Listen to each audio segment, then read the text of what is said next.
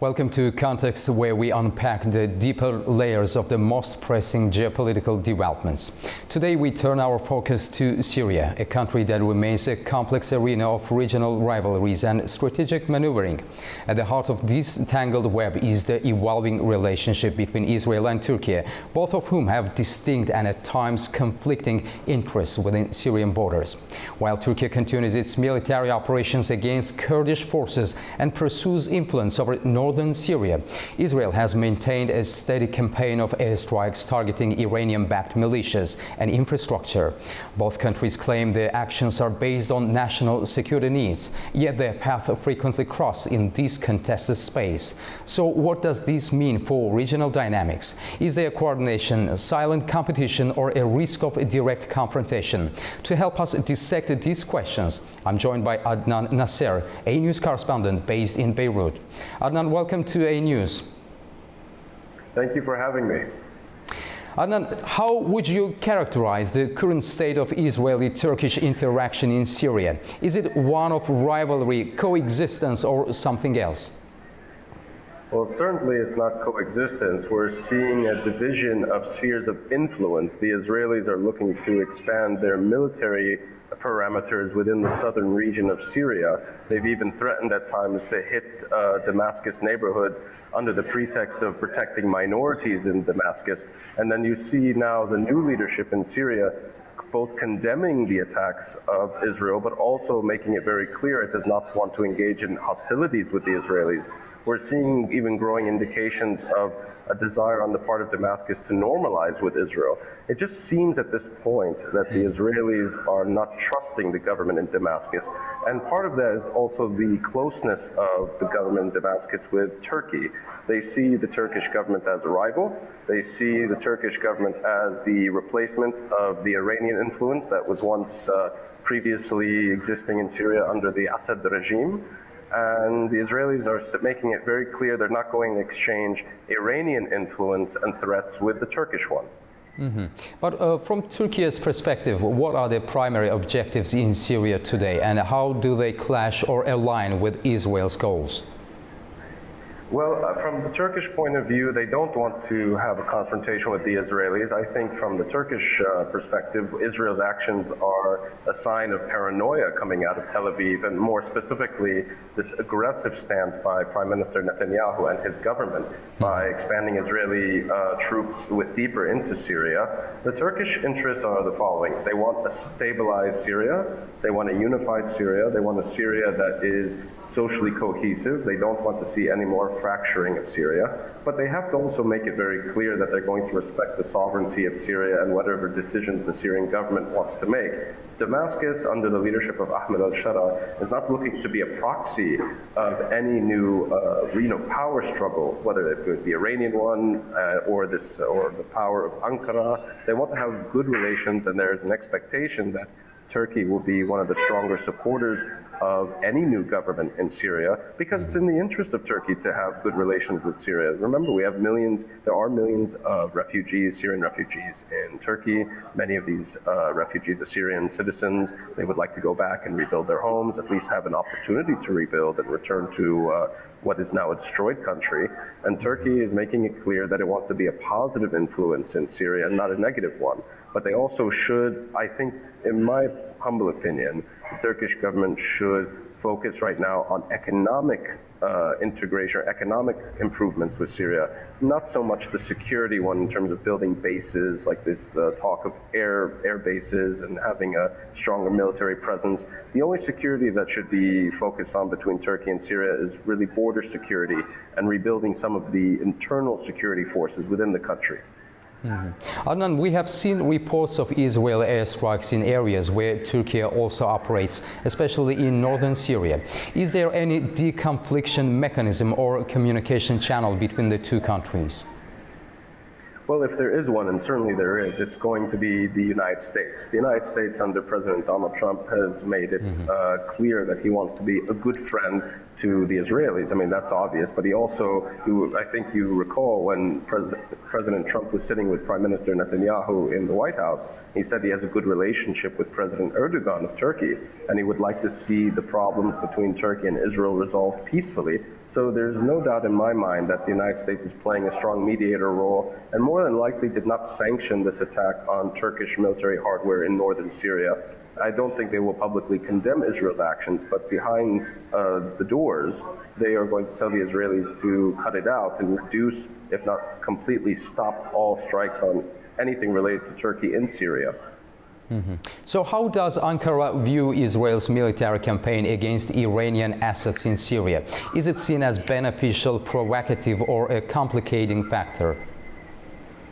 It is a complicated factor, but we can't expect to see the Turkish government condoning Israel's actions, even if there's some secondary benefits on the part of Turkey, because it's significantly reducing Iran's presence and role in the region. Obviously, because of its size and its strength and its remaining influence in the region, in the Middle East, Iran will always be a natural rival to Turkey and vice versa, but they don't need to be, not necessarily need to be rivals. They can be partners. We've seen in the past that Turkey and Iran have benefited through mutual cooperation and protecting each other's interests and considering each other's interests before taking any other actions.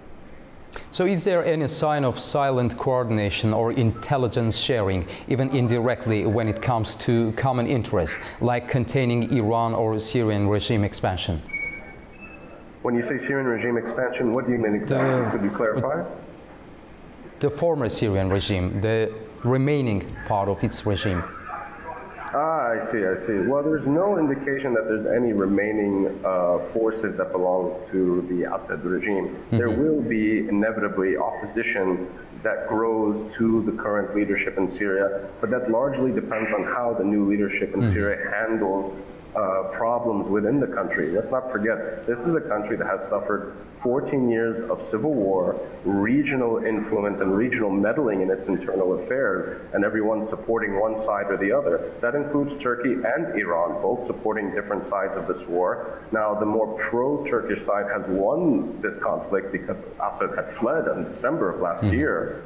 And this new government, remember, let's not forget there was a massacre on the coast with the Alawite community in Syria. Turkey officially was against what happened. And for some people in Syria, they see Turkey as sort of enabling the government in charge of Damascus of not doing what it's supposed to do in terms of maintaining social cohesion and peace and respect for all communities in Syria. But I don't think Ankara is responsible for any massacres or anything violent that took place on the coast. On the contrary, I think it's in Turkey's interest to see peace in Syria and to play the role as the protector and the defender of everyone's rights in the country. So in your opinion, how do Russia and Iran view the potential parallel Israeli and Turkish operations in Syria? Do they try to exploit any friction between them? Well, we know that neither side is happy with Israel's attacks because both Russia and Iran are partners with the government of Turkey, and Russia has a good relationship, at least a cooperative relationship, with the new leaders of Damascus.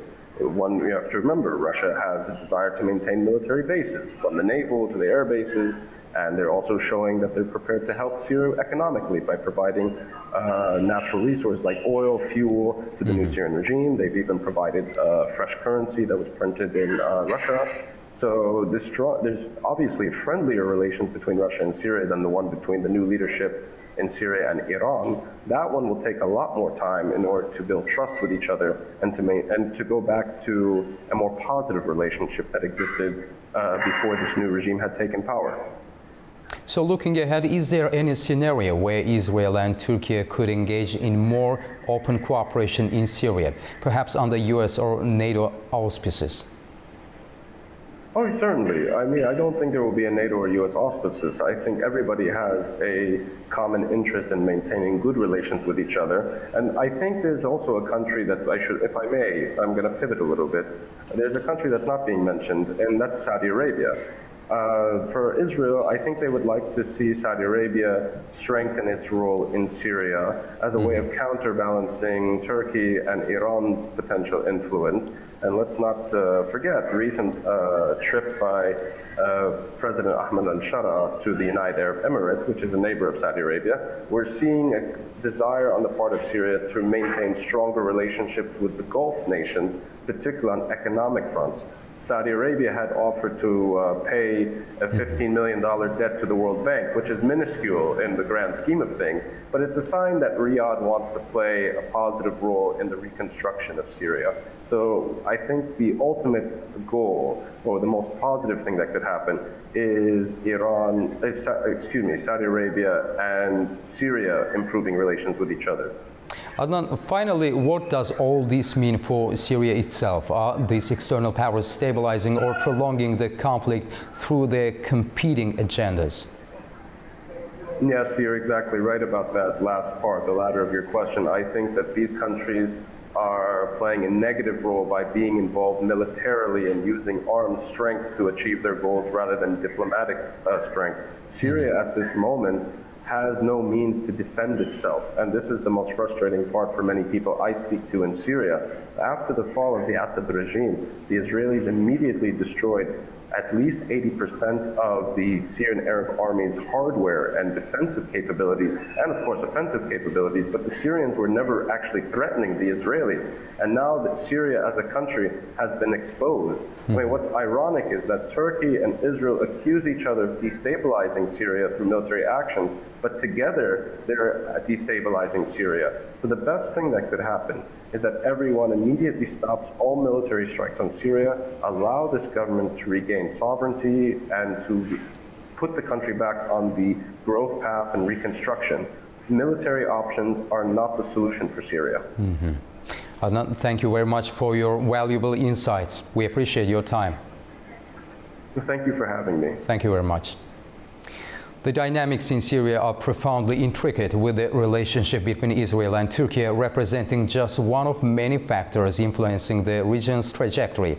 As always, we will continue to follow those developments closely. For now, that's all from Context. I'm Bakhtiar Asanov. Stay informed and stay with us.